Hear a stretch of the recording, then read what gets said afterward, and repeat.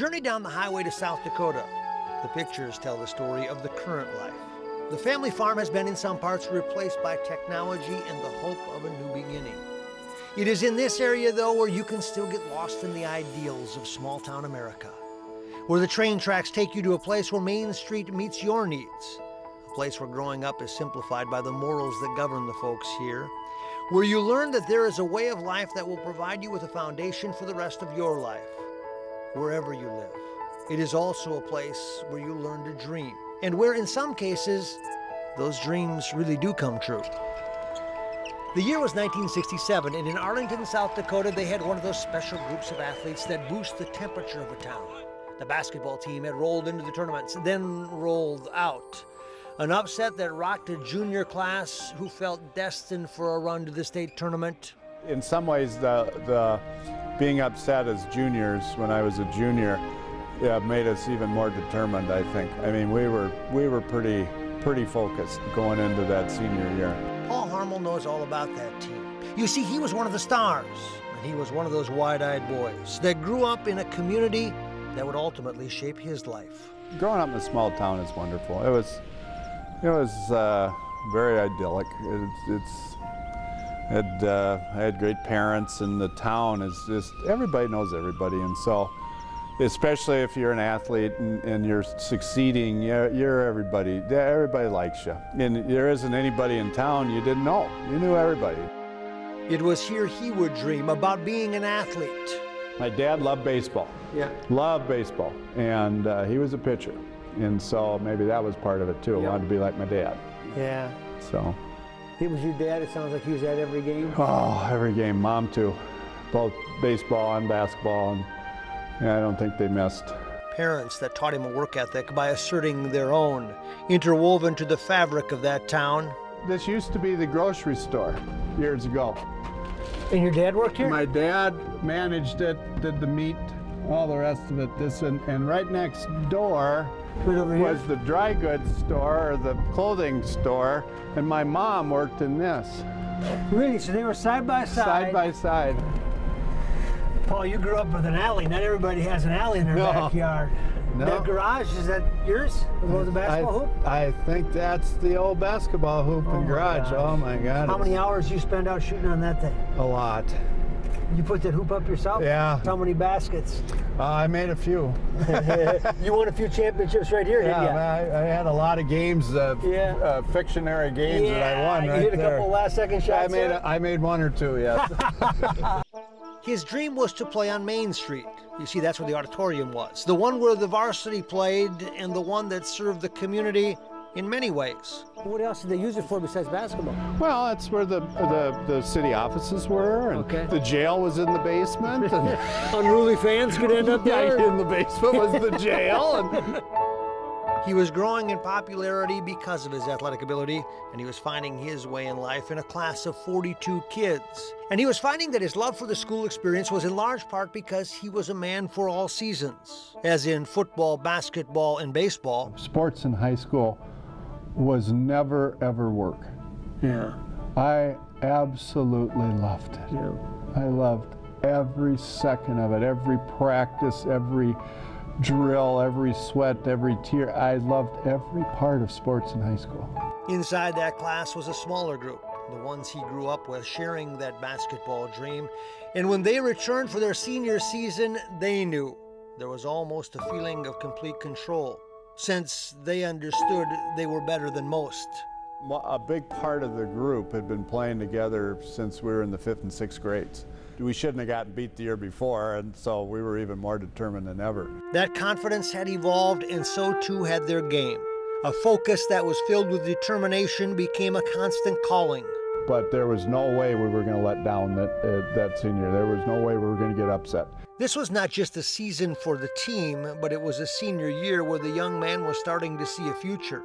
A future that could be aided by sports, if he was willing to take care of much more. I was really into having fun at school. Yeah. The education part was, I wanted to be the class clown more than I wanted to learn, Well, then I got to be about a junior, And all of a sudden somebody told me, if you want a scholarship, you might want to worry about your grades. Well, I think I had a 4.0 my senior year. They just had to tell you. Somebody had to make the motivation clear. Yes. As November took shape, so too did the following behind the team. A community that had not seen its high school squad advance to the state tournament in 30 years knew it had a chance to make a run. And you better believe they believed, filling small-town gymnasiums with an atmosphere that enters your memory bank. The Friday nights are pretty special when you got a good team in a small town. Oh, man. And the popcorn and the band. The band and the smells are wonderful. The day and it all comes back. Oh, it does. What were those just Friday the nights smells. like? Oh, it was incredible. And away games, like, it was also cool because it was like a steady stream of cars, lights, you know, headed to wherever the town was. This team had talent, losing just one regular season game to a rival just 10 miles down the road. Of course, we played them and it was held in Sioux Valley. And that was the one game we lost. I believe it was in overtime. A loss they would avenge on their way to the coveted carrot that stood at the end of it all. A trip to Sioux Falls for the state tournament. And a case of stage fright for those that had not ventured to the land of the big city and the big stage. You know, we played in the Arlington Auditorium, which I don't know, you get 200 people in it, I would guess it was packed. And then you go to the Sioux Falls Arena, and I don't know, it holds 10,000 people, and it, you know, it's big.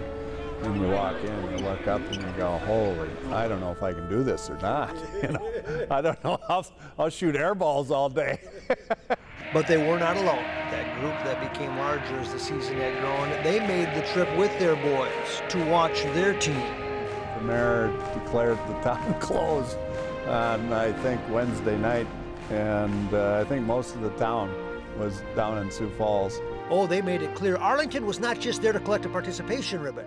They were there with a confidence, one that grew from the opening tip, winning the quarterfinals, the semis, and setting up a date with Parker, a team they had only heard of until they came together that week in March of 1968.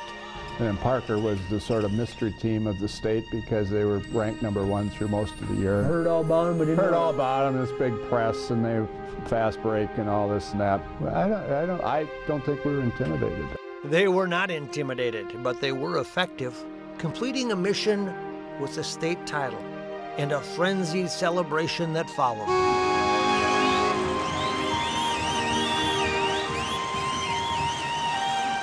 Buzzer goes off when you crown the state champions, and it's something very few people get to do.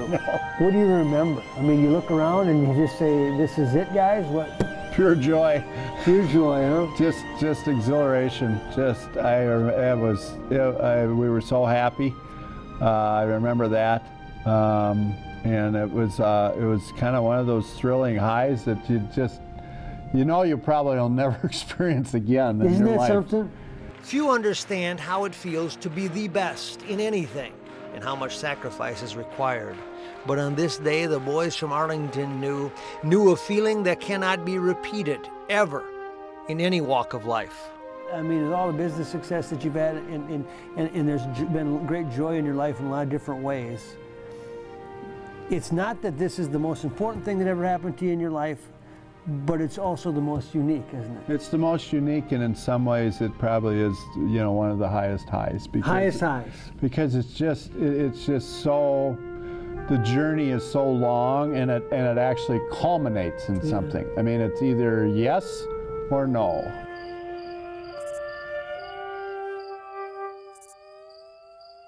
It was not over on that championship day, not for something that the community had been invested in.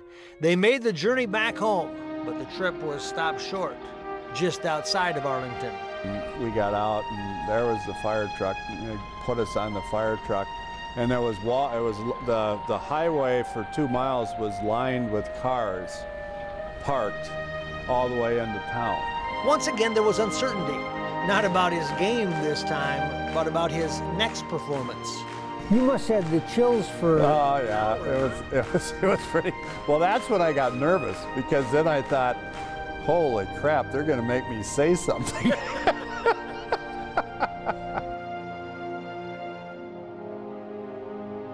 So some of this stuff is just to say it.